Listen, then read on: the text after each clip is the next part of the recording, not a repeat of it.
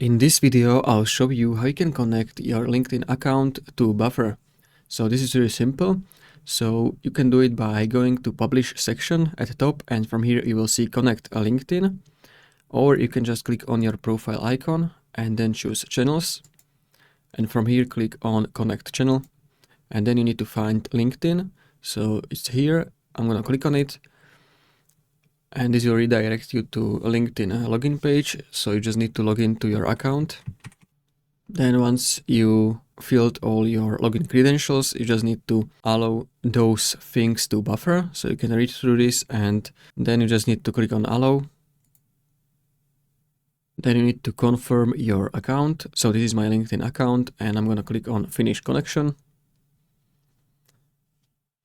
And now, as you can see, all done, and get started with posting a goal. So now it should be connected, and this is how you can connect your LinkedIn to Buffer. If you found this video helpful, consider subscribing for more tutorials.